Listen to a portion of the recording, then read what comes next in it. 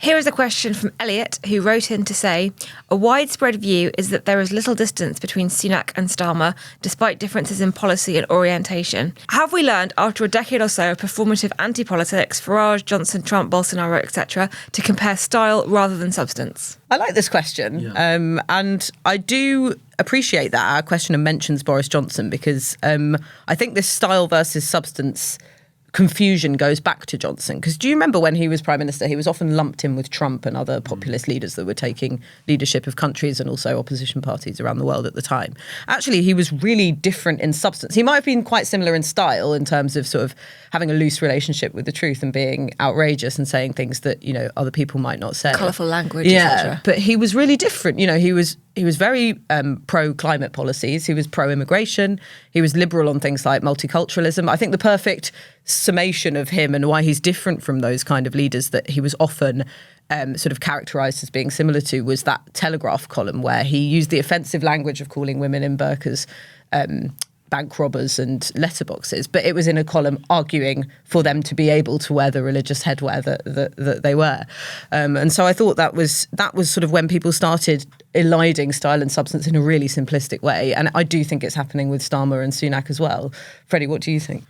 I think you're right. I mean, I do think that Boris Johnson's style also related to his politics in some way. His sort of bombastic, constantly changing, adaptable style was also reflected in some of his politics, because they would move around and change based on the circumstances and based on what he needed to do to press ahead in politics. But you're right, I think people did ally him with these other populist figures around the world. I mean, the questioner uses the words anti-politics. I mean, I would push back on that. I don't think populism or Farage, Johnson, Trump, they're not anti-politics. I mean, in many ways, I'll say that it's the centrists, it's the sensibles who are much more anti-politics. They're the ones who sort of speak about and advocate this technocratic conception of politics where we just leave it all to the experts or the OBR or whatever it is, and you don't engage with the substance of it. So, I mean, I think they're much more political figures in many ways. Yeah.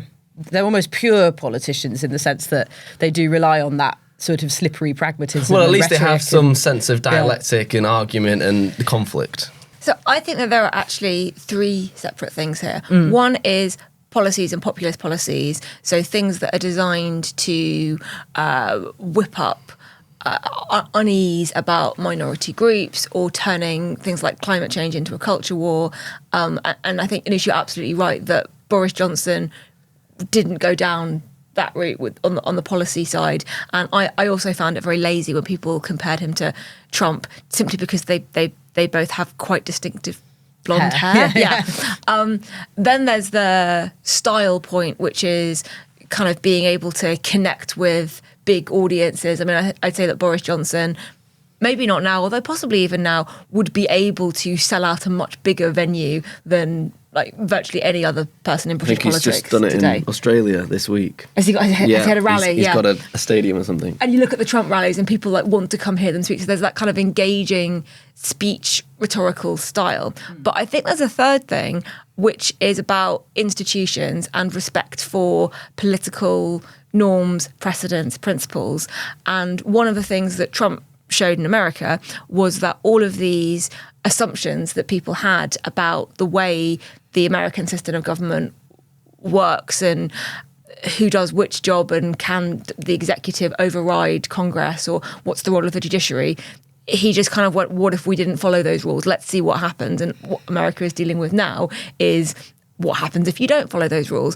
And obviously we've got a very different political system, and I do hate the Americanization, and when we say like haven't got the separation of powers in the UK, and it's all very different here. But things like, I can't get my Brexit deal through Parliament, so I will prorogue Parliament. And that was a change in attitude towards Britain's institutions. You can see it also very, very much with the attacks on the courts here, lawyers, activist lawyers, the idea that the Supreme Court is getting in the way of Parliament's sovereign right to pass whatever laws. We've seen that with Rwanda. You can see it with the attacks on the civil service as well, the idea that there's this kind of deep state of unelected judges, bureaucrats, lawyers, officials who we can blame stuff on them, or they might be working at odds with the government and Parliament. You just can't imagine David Cameron using those words and going down that route. And I think that is an interesting distinction. You can have people who are politically very aligned but have very different attitudes to the respect that we should owe political institutions.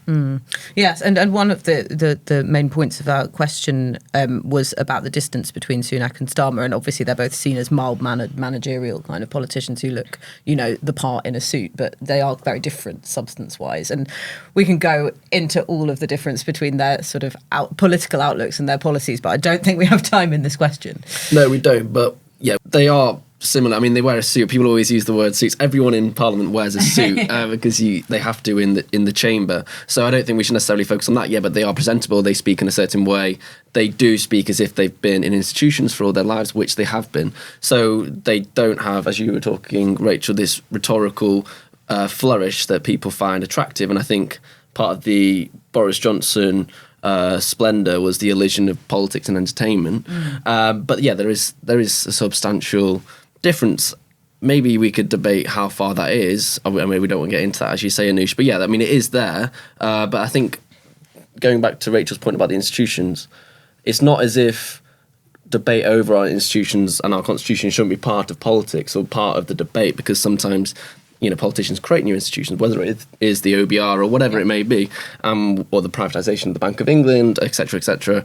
So you can always, I think, debate these things, and it's not as if just because you raise them as an issue or you're saying that parts of the state are being obstructionist means that you're anti-politics or populist necessarily. Yeah, and of course constitutional change is part of that, and that's exactly one of Starmer's focuses. Thanks so much for watching. We'd love to know what you think. Please make sure you leave your comments below.